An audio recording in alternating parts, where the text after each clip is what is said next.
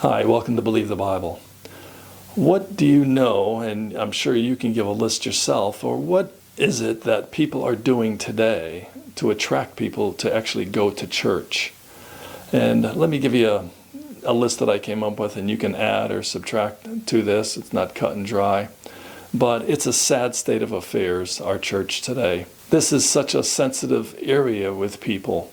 Music, because people like music, and they think that all music, if it has the word Jesus in it or talks about God in some way, is of God, and that couldn't be further from the truth. And that everybody that sings a Jesus song is spiritual and is doing it for spiritual reasons and not monetary reasons, because the love of money is the root of all evil, and that's still in the church. So music and entertainment goes along with that. People getting people to come to church because their kids are in a play, a Christmas play or something, and oh yes, I know there's some of a place for that, but it's all secondary for what the purpose of the church is and should be. Number two, kids programs. Oh, it's so sad to see what programs the kids are having at these churches to have kids be interested in church. And it's very rare that they actually read out of a King James Bible, if any Bible at all. And it's so sad. What happens when a child grows up and doesn't know God's Word and what the church is really about and what the Christian life is about?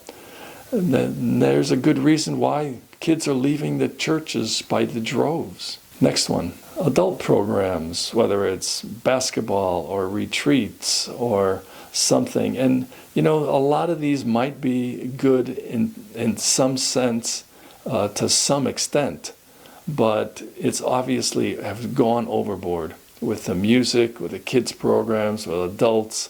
And you know, if you ask a child what he liked most about church when he comes home, and you'll tell him that, well, I was able to color a picture, or I saw a video, or we played a game in the playground and I won, I played kickball. You know, it's not seeing God at His Word.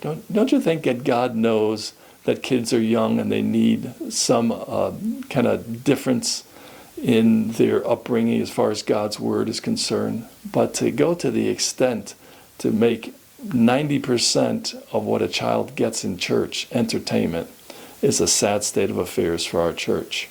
The next one, the attempt to give supposedly easy to read Bibles in the pews or behind the pulpit. Well, that's just sad, because the King James Bible is easy to understand. Not only is it easy to understand, it has words and meanings that no other English Bible has. And so if we want to get God's words and understand them correctly, we have to have a King James Bible. And it's unfortunate that many churches have succumbed, even to people I listen to. I like some people who talk about science and apologetics, but they've succumbed to quoting these Bible verses. You can hear that they memorize these Bible verses, and they start to say words that are quoted from these verses, and because I only know the King James Bible, they sound strange and incorrect many times. And so that's another sad state of affairs in churches, trying to water down God's Word by using these modern Bible versions that pervert God's Word. One thing that you find that most churches are not doing is, and I'll read the verse, 1 Timothy 4:13 says, "Till I come," Paul's giving an admonition to Timothy, "give attendance to reading, to exhortation, to doctrine." Reading, obviously God's Word. It's not reading, some of these secular novels out there that some churches, I'm sure, do, or even reading a commentary and or watching videos. That's not church. It's to give reading to God's Word. Exhortation, that is to build someone up, to exhort them. And then doctrine. Well, forget that. Doctrine is teaching with feet. Doctrine is in being indoctrinated, doing something or learning something that you're going to be doing something about. It's just not teaching. You can go to a college class, listen to the professor to teach you, but you're not being indoctrinated there for the most part. Of course, some secular schools are trying to indoctrinate kids to the evolutionary lie and theory. So the purpose of the church is not only to be a light to the community, but in and of itself, it's to give to reading, exhortation, and doctrine. And this is done for and to and about believers, not unbelievers. Just a thought. Thanks for your time. Feel free to add your own comment to what you think that churches are doing, if you have some experience of the bad stuff that's going on out there, to try to get people to come to your church. Can you imagine inviting someone to church and just saying, yes, we sing a couple of songs and we hear from God's Word.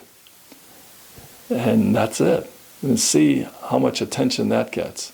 But if you go to someone and say, hey, come on out we're having a picnic, we're having a barbecue, and we're having dinner, lunch, picnic after the service. Oh, the pastor just talks for 10 minutes and we sing a few songs, and we got a great band. You should hear those guys. They're really great, and they've got some great singers. The soloists that we have, it's amazing.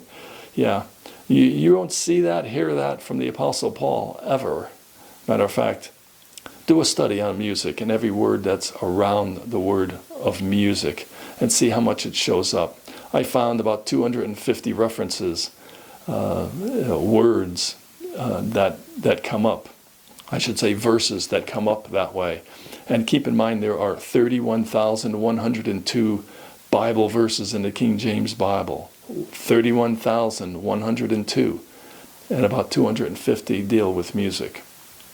So you determine what's more important, His Word or music. Thanks for your time. I know it's a sensitive, soft subject for some people, but, hey, it's God's Word. Let's just leave it at that. Take care. You have a good day.